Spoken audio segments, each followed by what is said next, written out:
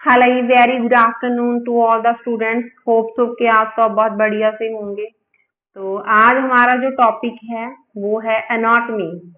तो जो एनाटॉमी, जैसे कि आपको नाम से ही पता चलता है कि जो एनाटॉमी वर्ड है, तो ये हम ह्यूमन एनाटॉमी की स्टडी जब करते हैं वहां पे यूज करते हैं। तो आज हम ह्यूमन एनाटॉमी के बारे में यहाँ पे डिस्कस करने वाले हैं।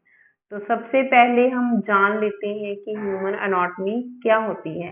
जैसे कि आप सबको पता है कि हमारी जो ह्यूमन बॉडी है, इसमें हमारी बॉडी की बेसिक स्ट्रक्चर है कुछ, ठीक है, जिससे हमारी बॉडी का जो है धीरे धीरे करके वो प्रोग्रेस करके हमारी जो बॉडी है वो बनती है, तब जाकर हमारी जो ऑर्गेनिज्म की बॉडी है वो तैयार होती है। तो ऐसा ही कुछ सीन हमारी बॉडी में होता है। तो ऐसे तो नहीं है कि हमारी बॉडी मतलब कुछ हमने मिक्स किया इंग्रेडिएंट्स को तो वो हमारी बॉडी बन गई, नहीं। तो हमारी बॉडी में बहुत सी बेसिक स्ट्रक्चर होती है। चाहे हम अपना डाइजेस्टिव सिस्टम की बात कर लें, चाहे रिप्रोडक्टिव सिस्टम की बात कर लें, चाहे हम रेस्पिरेटरी सिस्टम की बात कर लें, हर एक बॉडी का जब हम सिस्टम स्टडी करते हैं तो उसकी कुछ बेसिक स्ट्रक्चर्स होती हैं, ठीक है ना। तो वो बेसिक स्ट्रक्चर कैसे बनती हैं, उनकी जो स्टडी करते हैं, ह्यूमन एनाटॉमी कहलाती है। हमारी बॉडी के बारे में हमने जानना है कि हमारी बॉडी में ऐसा कौन सा बेसिक यूनिट होता है, कैसे वो आपस में इंटरकनेक्ट होता है, और कैसे जाकर हमारी बॉडी का जो है ऑर्गन बनता है। तो इसमें हम स्टडी करेंगे ह्यूमन एनाटॉमी में, ठीक है। तो जैसे कि आपको पता है कि ह्यूमन एनाटॉमी जो वर्ड है, तो मतलब जो वर्ड है ये एनाटॉमी, तो ये जरूरी नहीं है कि एनाटॉमी वर्ड सिंगल शब्द से ही बना है। तो इसके लिए हम इसकी स्ट्रक्चर में चलेंगे, इसका जो ह्यूमन एनाटॉमी है उसके बारे में बात करेंगे कि कैसे ये जो है इसका डिस्कवर हुआ, कैसे मतलब आगे चलकर इसने क्या रूप लिया, कैसे इसका जो वर्ड्स हैं टाइम टू टाइम चेंज होता गया, ठीक है। तो अगर हम बात करें ह्यूमन एनाटॉमी में, तो इसमें हम अगर दो चीजें हैं, जैसे आपको मेरी तस्वीर यहाँ पे दिखाई दे रही है, तो एक तो ये है कि आपको मैं दिख रही हूँ, तो दूसरा ये है कि सेकेंडली जो मेरा इंटरनल बॉडी है ये कैसे बना है। मेन टू से एक तो हम बॉडी का जो बेसिक स्ट्रक्चर है, कैसे कहाँ से स्टार्ट हुए हमारी बॉडी, कैसे बनी हूँ मैं, एक ये बात हो गई।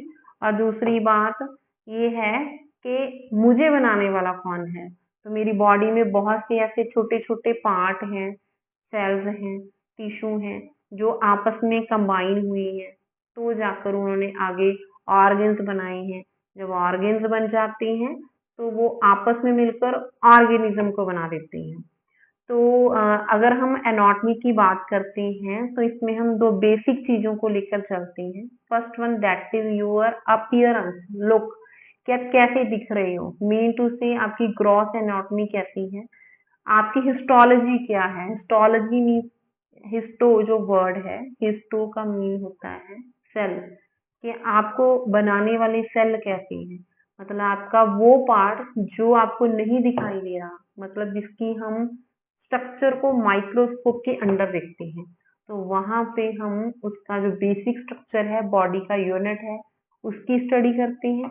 प्लस आपका जो इंटरनल बॉडी का वो तो हो गया, जो आपका फिजिकल अपीयरेंस है उसके बारे में स्टडी करते हैं। तो अगर मैं ये कह दूं कि the study of basic unit of body plus आपका जो मैक्रोस्कोपिक बॉडी पार्ट है वो वाला जो आपको दिख रहा है, उसको जब हम कंबाइन कर लेते हैं तो ये वर्ड बनता है that is called human anatomy. It means it is a structure of human body. जब ये दोनों वर्ड आपस में मिल जाते हैं तो मेरी बॉडी की जो एनाटॉमी है वो आपको पता चल जाएगी। मीन टू से हम किसी की भी बॉडी की जो स्ट्रक्चर है वो आराम से चेक कर सकते हैं, नोट कर सकते हैं, स्टडी कर सकते हैं। So the discipline of human anatomy involves the identification and the description of the structure within the human body. Body के अंदर हमारी जो बॉडी है उसका जो स्ट्रक्चर है उसको ध्यान से पढ़ना, उसके बारे में स्टडी करना और उसके अलग अलग बॉडी पार्ट्स को समझना, उसको आइडेंटिफाई करना, ये ह्यूमन एनाटॉमी कहलाता है। अगर हम बात करें कि what is in a name, क्या रखा है इस नेम में, तो हम यहाँ पे बोलेंगे एवरीथिंग, आंसर इज एवरीथिंग।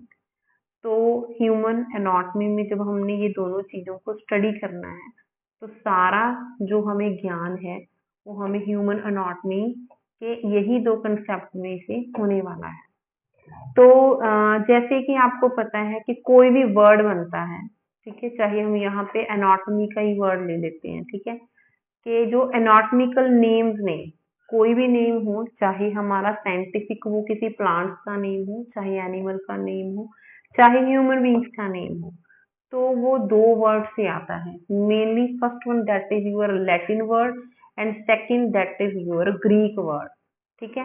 ये जो वर्ड हैं, ठीक है, ये मतलब हम ये कह सकते हैं कि लैटिन और ग्रीक वर्ड ये अलग अलग लैंग्वेज हैं, ठीक है ना। तो ये ओरिजिनल लैंग्वेज है और अपने ये लैंग्वेज अलग अलग अपने जो है नाम देते हैं, मतलब एक स्पेसिफिक वर्ड बनाते हैं कि हाँ जी इसके लिए ये नेम है, यो सूटेबल रहेगा। मान के चलो मेरा भी कोई नेम है, आपका भी नेम है, तो वहां पे आकर हम देखते हैं कि ये वर्ड आया कहाँ से। अगर कोई वर्ड कोई लैंग्वेज का ओरिजिन करने वाली कोई चीज होएगी तभी तो वहां पे वो वर्ड्स बनेंगे और तभी कोई नाम बनेगा, ठीक है। तो ये जो हम अगर लैटिन और ग्रीक की बात करते हैं तो ये बहुत हेल्पफुल हो जाता है हमारे लिए, इंटरेस्टिंग हो जाता है कि कोई भी शब्द है, लाइक जैसे एनाटॉमी की बात कर लेते हैं हम, तो ये आया कहाँ से होगा, हमें भी लगता है ना कि ये आया कहाँ से है, ठीक है ना। तो ये हमारे लिए एक इंटरेस्टिंग फैक्टर हो जाता है कि हाँ हम उसके बारे में स्टडी करेंगे, हमें उसका वर्ड का रूट पता लग जाता है कि यस इसकी एक्चुअल जो मेन रूट है जहाँ से ये वर्ड बना है, तो ये इसका मेन कंसेप्ट है। तो यहाँ पे हम इस चीज को बोल देते हैं एंटियोमोलॉजी, ठीक है। तो जो हमें किसी भी वर्ड का एक्चुअल में रिलेशन बताता है, उसका ओरिजिन बताता है, वो सारा उसको एटियोमोलॉजी कहते हैं। ये हमें प्रोसेस जो है हेल्प करता है लर्निंग में, किसी चीज को सीखने में, किसी चीज को याद करने में, वहां पे ये जो हमारी हेल्प करता है, ठीक है। तो ये बहुत जरूरी है आज के टाइम में। अगर हम किसी भी स्टडी के लिए जाते हैं, चाहे वो ह्यूमन एनाटॉमी है, चाहे रादर देन हमारा कोई प्लांट बेस्ड कोई नेम है, तो हमें होता है कि ये वर्ड आया कहाँ से, पहले इसके ऊपर रिसर्च की जाए।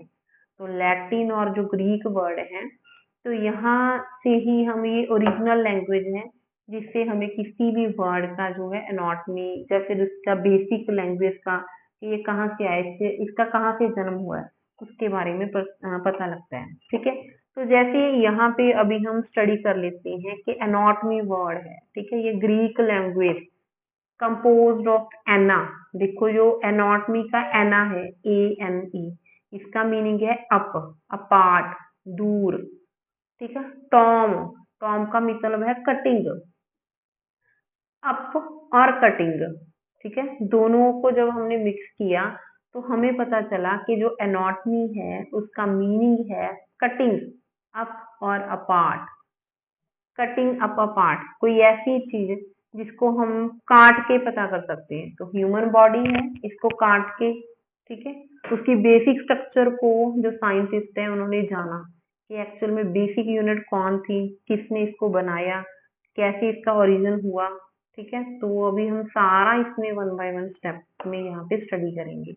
एनाटॉमी के केस में अगर हम बात करें तो हमें ये पहले जानना जरूरी है कि एनाटॉमी होती क्या है। तो जैसे अभी आपने देखा कि ये ग्रीक लैंग्वेज से आया है, कंपोज का मीनिंग है यहाँ पे एना। तो टॉम का मतलब है कटिंग, मतलब हमने क्या किया, कटिंग अप कर दिया, बॉडी को कटिंग कर दिया। तो काट के हमें क्या पता लगा, जैसे बहुत सी एविडेंस है, हम बहुत से साइंटिस्ट की बुक्स पढ़ते हैं, तो वहां पे हमें पता लगता है कि जैसे हमने डाइसेक्शन, डाइसेक्शन का मतलब होता है di, di means two, section मतलब काट देना, दो पार्ट्स में काट देना। हमारी बॉडी के दो पार्ट हैं, ठीक है, एक तो डॉर्सल हो गया, एक वेंट्रल व्यू हो गया। तो डॉर्सल लगा लो, ठीक है, और वेंट्रली लगा लो, पोस्टीरियर लगा लो और एंटीरियर लगा लो। ये मेरा इंटीरियर है, पीछे वाला पोस्टीरियर है, ठीक है, ये मेरा डॉर्सल है, ये मेरा वेंट्रल है। तो अगर मैं इसको डाइसेक्ट कर देती हूँ तो मेरी बॉडी का कुछ पार्ट आपको मिल जाएगा। तो हम उसकी स्टेनिंग करेंगे। स्टेनिंग मीन द सेंस, वो भी मैं आपको बताती हूँ। हम ह्यूमन एनाटॉमी को स्टडी करने के लिए उसको डाइसेक्ट करते हैं, ठीक है, तो उसके बाद उसकी स्टेनिंग करते हैं। तो उसके लिए हम बहुत से केमिकल यूज करते हैं। तो हम उसको माइक्रोस्कोपिक के जो है नीचे देखते हैं कि यस, हमने वहां पे स्ट्रेनिंग कलर लगाते हैं। तो उसके बाद हमें जो ह्यूमन की एनाटॉमी है वो पता लगती है कि हम ये बॉडी के सेल हैं। हमें दिखाई देता है माइक्रोस्कोप के नीचे कि ये बॉडी के सेल हैं, ये छोटे हैं, ये बड़े हैं। तो इसमें न्यूक्लियस है, ठीक है, इसमें ये ऑर्गेनेलिज है, ये है। वो सारा पार्ट हमें माइक्रोस्कोप के नीचे दिखाई देता है। तो हम दोबारा से बैक वहीं पे आते हैं कि जो ह्यूमन एनाटॉमी है, एनाटॉमी वर्ड हमारा ग्रीक वर्ड से आया है, ये आपने ध्यान के साथ पढ़ना है। एना, एना प्लस टॉम मतलब कटिंग अप, बॉडी को डाइसेक्ट किया है। उसके बाद ह्यूमन एनाटॉमी है, उसके बारे में हमने स्टडी किया है, ठीक है। तो अगर जब तक यहाँ पे हमने ये स्टडी किया है, अभी अभी हमने ये एनाटॉमी पे मतलब यहाँ पे डिस्कशन किया है। तो मैंने स्टार्टिंग में जब आपको बताया था कि ये मेनली दो फैक्टर हैं, ठीक है, जहाँ एक तो हो गया मैक्रोस्कोपिक, एक हो गया माइक्रोस्कोपिक। जहाँ तो मेरी बॉडी को डाइसेक्ट करके आप मेरी बॉडी के इंटरनल जो बॉडी है वो कैसे बनी है, क्या इसकी बेसिक यूनिट है, उसके बारे में आपको पता लगेगा। जहाँ तो मेरी फिजिकल अपीयरेंस से आपको पता चल जाएगा। तो अभी हम वन बाय वन इसको डिस्कस करेंगे। First that is gross anatomy. Anatomy को हमने दो पार्ट्स में डिवाइड किया। First one that is your gross anatomy and second one that is your microscopic anatomy. Gross anatomy में जब हमने देखा तो इसका मीनिंग पहले तो स्टडी कर लेना हमने। Macroscopic, macroscopic anatomy refers to the study of the structure that can be seen with the naked eye। जैसे कि आप मेरे को अपनी आंखों के साथ, नेक्ड आईज मतलब जो आपकी नॉर्मल आई है उसके साथ देख सकते हैं। जैसे सच एज आप मेरी बोन देख सकते हैं, मसल्स देख सकते हैं, ठीक है। तो वो चीजें जो हमारी आंखों को एज इट इज दिखती हैं, that is your gross anatomy, वो हमारी ग्रॉस एनाटॉमी कहलाती है। ग्रॉस एनाटॉमी में इन्वॉल्व डाइसेक्शन और non invasive method in order to examine regions, ठीक है। इसमें कुछ थोड़े पार्ट डाइसेक्ट होते हैं, जैसे मान के चलो ये हमारी एलव्यू है, यहाँ पे है तो ये बॉडी का पूरा पार्ट है ना आर्म। तो यहाँ पे ये डाइसेक्ट हो गई, बॉडी के दो पार्ट बन गए, ये शोल्डर बन गया, ये आर्म बन गई। तो इसको डाइसेक्ट एलव्यू ने किया। तो मतलब नॉन इन्वेसिव मतलब जो हार्मफुल नहीं है, ठीक है, नॉर्मल जो दिखाई दे रहे हैं आपको कि इसको इसने डाइसेक्ट कर दिया है।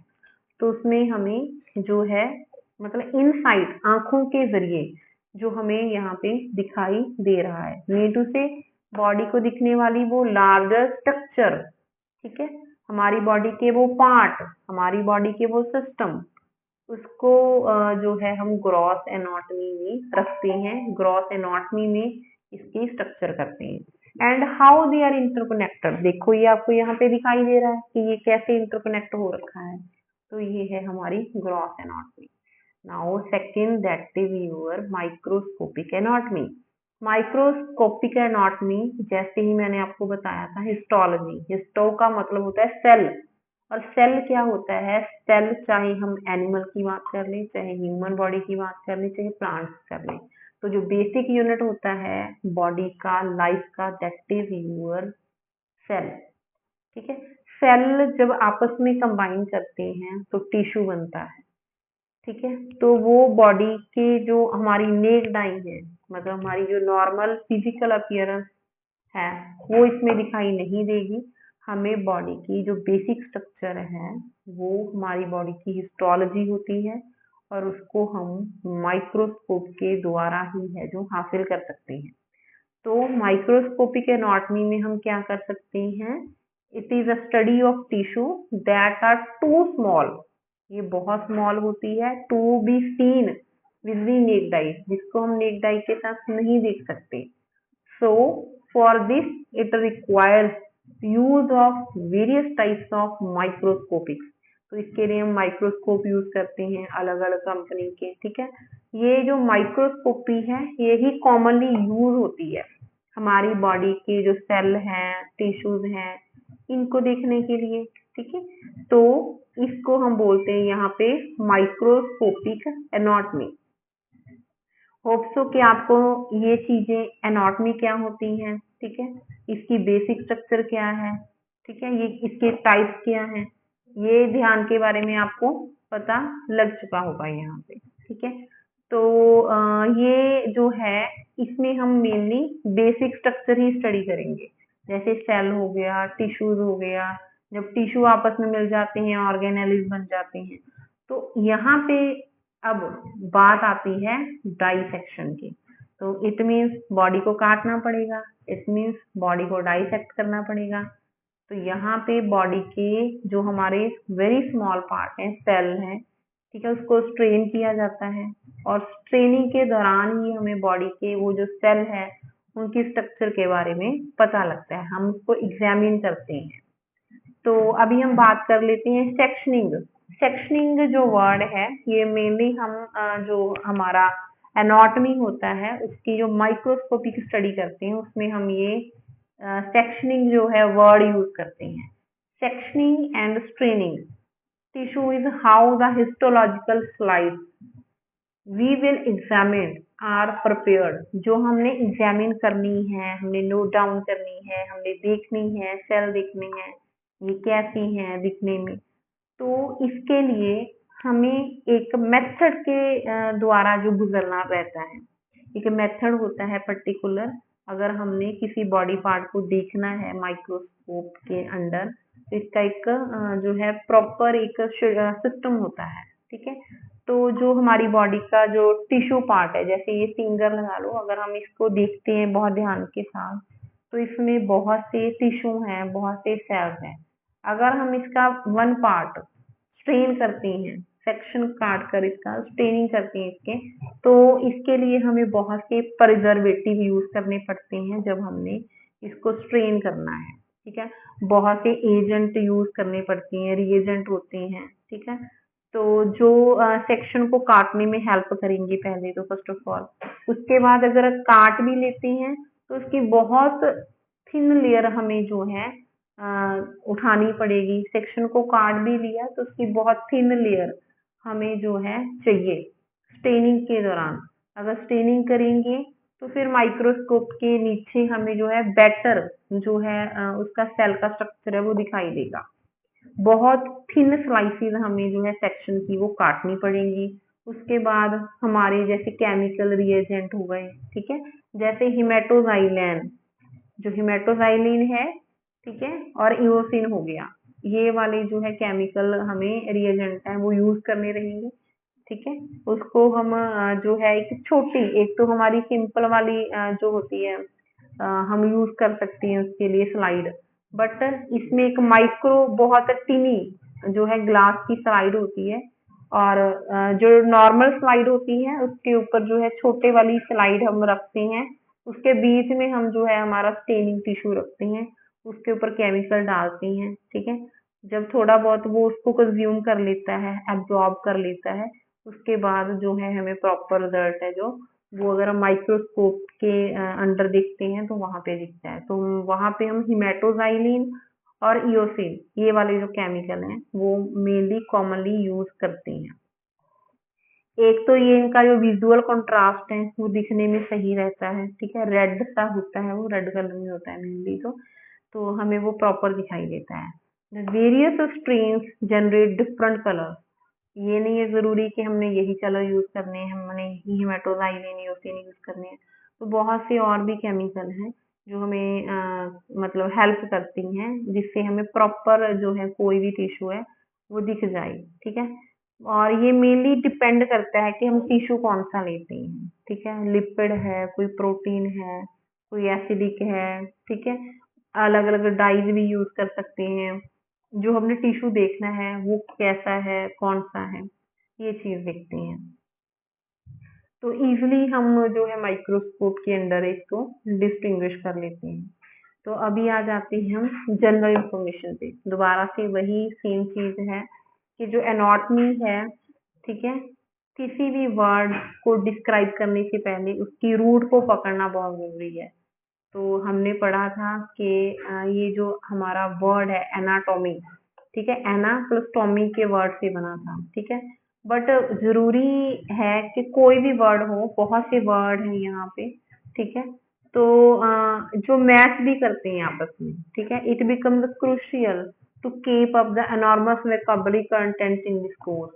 तो अभी हम जैसे जैसे आगे आगे पढ़ेंगे तो आप बोलोगे मैडम आपने तो ये वर्ड यूज किया था रिप्रोडक्टिव सिस्टम के लिए, आपने तो ये सेल का नाम लिया था, तो आपने अभी ये वाला यूज कर दिया। तो ऐसा नहीं है। एनाटॉमी में हम मेनली अगर बॉडी का एक सिस्टम पढ़ते हैं तो मैंने अगर उसको कोई और नेम से आगे जाकर यूज कर लिया तो आप बोलोगे कि मैडम आपने तो अभी दूसरा नाम यूज कर लिया। तो एक वर्ड के दो दो नाम होते हैं, एक वर्ड के दो दो नाम होते हैं। तो ये क्रूशियल है, ठीक है, हमें अपनी वोकैबुलरी में ऐड ऑन भी करना है, ब्रेन में भी ऐड ऑन करना है, क्योंकि एनाटॉमी में हमें ये चीजें यहाँ पे आगे जाके स्टडी करनी है। तो जैसे कि one of the best technique is associating the root term with something that is already familiar. अब देखो मैं आपको एक यहाँ पे वर्ड है, इन्होंने एग्जाम्पल भी बहुत अच्छा डिस्कस किया है।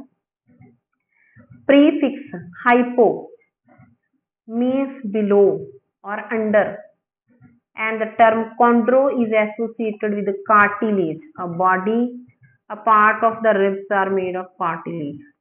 तो वर्ड का नेम क्या है? हाइपोकॉन्ड्रियल।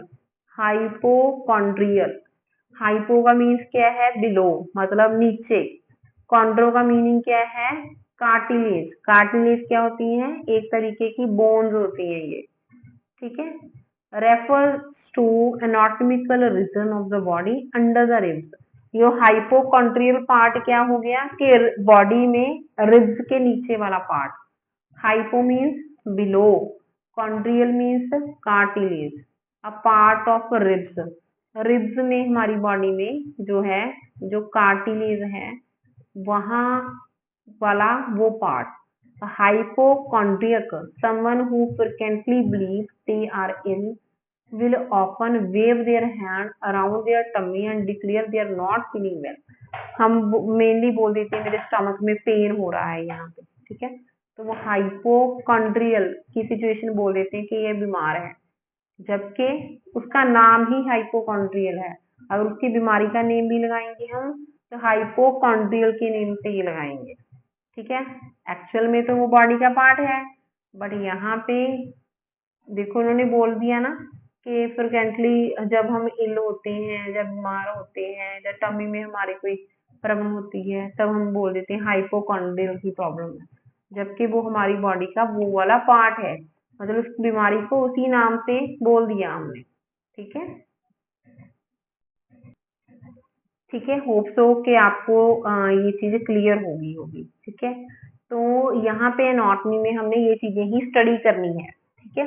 It will become very useful to relate as many anatomical structures to their root words in order to better understanding their meaning, ठीक है। बहुत जरूरी है, ये यूजफुल है कि अगर हमने कोई एनाटॉमी पढ़नी है उसके रूट वर्ड्स की अगर हमें नॉलेज होगी तो हमें बेटर अंडरस्टैंडिंग होगी उनका मीनिंग समझने में। It is also valuable to be able to relate the concept we study to everyday life as much as possible. Better understanding रहेगी, वैल्यूएबल रहेगी हमारे लिए, और हम अच्छे से किसी भी शब्द को कोरिलेट कर पाएंगे दूसरे वर्ड के साथ। जैसे हमारे ध्यान में ये चीज रहेगी कि ये स्ट्रक्चर हमने वहां पे पढ़ी थी, वहां पे स्टडी की थी, ठीक है। द अनदर जो इम्पोर्टेंट एस्पेक्ट है is to know that grammatical construct also relate to anatomical terms resulting in similar looking words with different endings which indicate use as a noun and adjective। ये तो वैसे भी हम normal English में study करते हैं, ठीक है, क्रेनियम है, यहाँ पे नाउन है। अगर हम इसको क्रेनियल कर दें तो एडजेक्टिव बन जाएगा उसका। नाउन को वर्ब भी बनाया है हमने कभी, ठीक है, नाउन एडजेक्टिव का भी काम करते हैं। तो सेम अगर हम ह्यूमन एनाटॉमी की बात करते हैं तो यहाँ पे ग्रामेटिकल जो है वो भी बहुत इंपॉर्टेंट रोल प्ले करता है, ठीक है। तो अगर हम अभी आपको क्लियर हुआ कि जो नाउन है वो एडजेक्टिव का भी वर्क करता है, मतलब वो एडजेक्टिव है जो वो भी बन गया करेनियल के नाम से। तो ये तो हो गया इसका ग्रामेटिकल का कि कोई नाउन हो सकता है या वर्ब हो सकता है। बट इसके अलावा भी जो है एनाटॉमी में बहुत से डिम्यूट्स आते हैं। डिम्यूट्स मतलब वो भी मैं आपको बताती हूँ। मतलब जैसे मान के चलो, यहाँ पे मैं एक एग्जांपल ले लेती हूँ। ऑर्गेनेलिज, ऑर्गेनेलिज एक वर्ड हो गया, ऑर्गन एक हो गया, ऑर्गेनेलिज। ऑर्गन्स का समझ में आ रहा है कि ये जो हाथ है, मेरी आर्म है, ये ऑर्गन है बॉडी का, ठीक है। ऑर्गेनेलिस क्या हो गया, ऑर्गेनेलिस क्या हो गया, टिनी, टिनी, वेरी स्मॉल, लिटिल ऑर्गन, ये ऑर्गेनेलिस हो गई। ये आर्म है, ये जो फिंगर है, ये ऑर्गेनेलिस हो गई। ये तो ऑर्गन है मेरा हाथ का, बट इसका जो ये वाला पार्ट हो गया, हाथ फिंगर हो गया, तो ये इसका क्या हो गया, ऑर्गेनेलिस हो गया। तो आप बोलेंगे कि ऑर्गन है या ऑर्गेनेलिस, ये तो सेम ही है, बट नो, यहाँ पे ये डिफरेंट हो गया। A way of modifying a word to convey smallness और another quality of the object, वो शब्द की दूसरी क्वालिटी के बारे में भी यहाँ पे बात कर रहा है। और to convey a sense of endearment, मतलब उसको कुछ और बता रहा है वो, ठीक है। एग्जाम्पल मैंने दी है, जैसे organ and organelle. Organelle is almost a way of saying very टिनी organ, tiny organ, little organ, ठीक है। जैसे जनरली देखो, एक चीज देखी है आपने, नोट की यहाँ पे, जैसे ऑर्गन हो गया, ये मेरा हाथ है, ऑर्गेनेलिस ये फिंगर हो गई, ठीक है। तो जैसे वर्ड बड़ा होता है, generally the longer the word and smaller the structure, तो वो स्ट्रक्चर उतनी ही स्मॉल हो गई यहाँ पे, ठीक है ना। तो ऑर्गेनेलिस और ऑर्गन, इसमें आपने जो है डिफरेंस है वो क्लियर कर रखना है, अपने ब्रेन में कंसेप्ट है जो वो क्लियर रखना है। In anatomy there are often several terms for one structure. अभी हम आ जाती हैं एनाटॉमी में, आगे बात करते हैं कि बहुत सी जो है स्ट्रक्चर, बहुत सी टर्म यूज करेंगे हम एक स्ट्रक्चर के लिए, ठीक है। In the past it was common to name structure after the discover name they are called eponyms, ठीक है। जैसे मान के चलो कोई अपना कोई रिसर्च हो गई, ठीक है। तो रिसर्च के बाद क्या होता है, जिसने रिसर्च की उस साइंटिस्ट का नेम आ जाता था, ठीक है ना, उस साइंटिस्ट का नेम आ जाता था। तो साथ में मतलब उसको या तो साइंटिस्ट का नेम आ गया, साथ में E A O U कुछ भी लिख देते थे, ठीक है। अगर वो कोई मान के चलो वेसल है तो वेसल लगा दिया हमने साथ में साइंटिस्ट के नाम के, ठीक है। तो कोई ट्यूब है तो ट्यूब लगा दिया साइंटिस्ट के नाम के बाद। तो इसको बोलते हैं इम्पोनिफ्स, ठीक है। तो मतलब एक विशेषता होती थी उस टाइम पे कि हाँ जी ये वर्ड है उस पर्सन ने निकाला है, तो उसमें उस टाइम पे हम ये वर्ड है वो यूज कर लेते थे कि हाँ जी उस साइंटिस्ट ने रिसर्च की है तो उसका नेम वहां पे आना चाहिए। तो currently the more preferred terminology is which is a descriptive rather than named with an eponym। but अभी आज के टाइम पे क्या है, ये जो है नेम वाला फंडा थोड़ा सा कम हो गया है। उसकी डिस्क्रिप्शन पे डिपेंड करता है कि इसकी क्षमता क्या है, इसने काम क्या किया है, क्षमता क्या काम कर रही है, उसके नाम से, उसके फंक्शन से उसको नाम दे दिया जाता है, ठीक है। तो it is important that students become familiar with the eponyms, उसको पता होना चाहिए कि साइंटिस्ट के नेम से अगर हमने भी कोई रिसर्च करेंगे तो हम अपना नाम डाल देंगे इसमें, ठीक है। और डिस्क्रिप्टिव एनाटॉमिकल टर्मिनोलॉजी, डिस्क्रिप्टिव जिसमें इसका सिर्फ ओनली वर्क फंक्शन, इस चीज को हम यहाँ पे हाई पॉइंट में लेके चलते हैं और कोई यहाँ पे नेम का रोल नहीं रहता है, उसका काम है क्या है कैसी है, मतलब उस हिसाब से उसका नेम है जो वो तय हो जाता है। हम यहाँ पे एग्जाम्पल करते हैं, देखो जैसे नीचे Eustachian tube with auditory tube. देखो ये जो दोनों वर्ड हैं, ऑडिटरी का मीनिंग आपको पता होगा, ऑडिटरी का मतलब है कि ईयर के साथ रिलेटेड होगा ये वर्ड। बट ये जो यूस्टेशिया, ये क्या है कि इटालिक वर्ड है, इटालिक वर्ड है, ठीक है। And describe this anatomical structure, ये एनाटॉमिकल स्ट्रक्चर को डिस्क्राइब करने के लिए यहाँ पे रिसर्च में आया। बट इस नेम में कोई इंडिकेशन नहीं है कि इसका रोल क्या है, इसका फंक्शन क्या है। बट जो ऑडिटरी वर्ड है, इसके कंपैरेटिवली हमने ऑडिटरी वर्ड लिया, तो जो ऑडिटरी है इससे हमें उसके रोल का पता चलता है, उसकी स्ट्रक्चर का पता चलता है कि जो ऑडिटरी वर्ड है इसका रिलेशन साउंड के साथ है, लोकेशन के साथ है, ठीक है। That has something to do with the ear, जो हम ईयर के साथ ही कर सकते हैं, ईयर के साथ ही हम सुन सकते हैं। तो जो ये जो हमारा ऑडिटरी है, मतलब ऑडिटरी का रिलेशन किसके साथ हो गया, ईयर के साथ हो गया, ठीक है, जिसके साथ हम सुन भी सकते हैं, इसकी बेसिक जो स्ट्रक्चर है उसके बारे में भी स्टडी कर सकते हैं।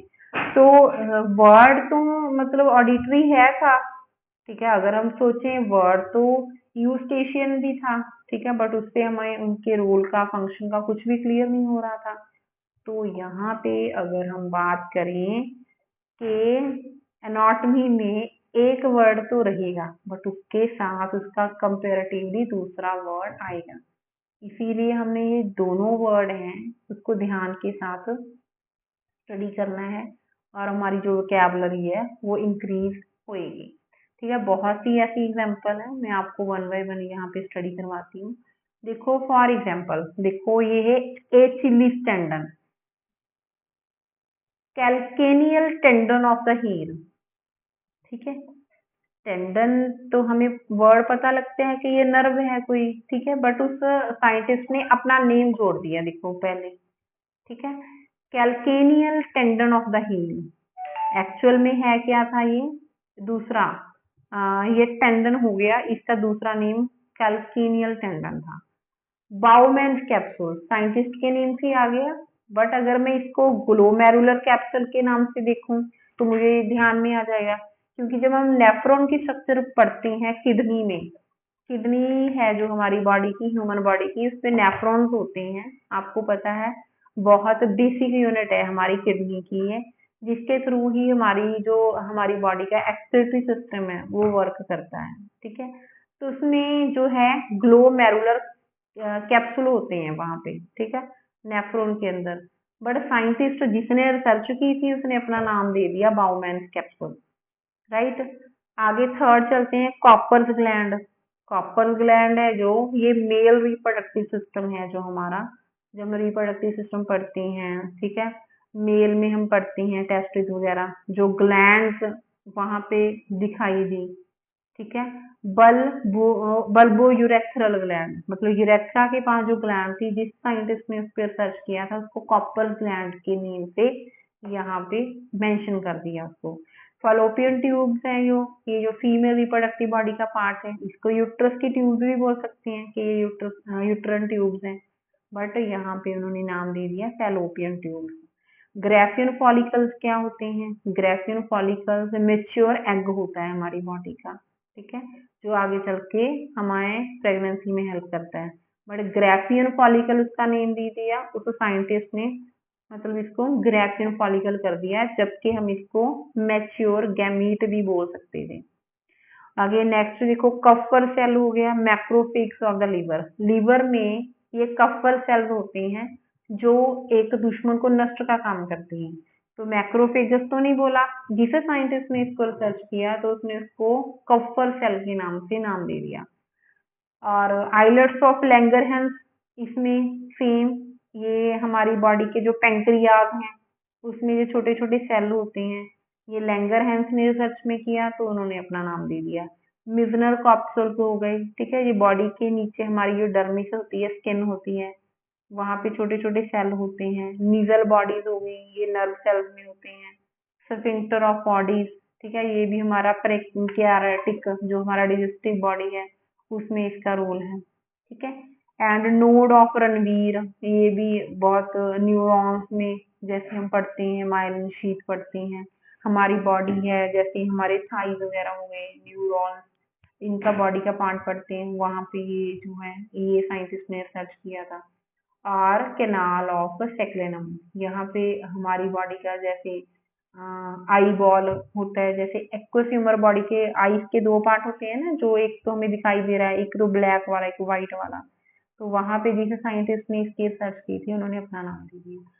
तो जो है इपोनिफ है, वो एक साइंटिस्ट के नेम से शुरू होता है, ठीक है, उसके नेम से, चाहे उसको सेल हो गया, ऑर्गेनेलिस हो गया, कॉर्पसल हो गया, कैप्सूल हो गया, ऐसे नाम दे दिया जाता है। तो हमें ये प्रॉपर आना चाहिए, तो प्रॉपर नेम उनका आ जाता है और इसको कैपिटल भी वो कर देते हैं। तो आज हमने मेनली यहाँ तक ही स्टडी किया है, आपने सबने ध्यान के साथ इसको स्टडी करना है। तो जल्द ही हम मिलते हैं नेक्स्ट क्लास में। बाय।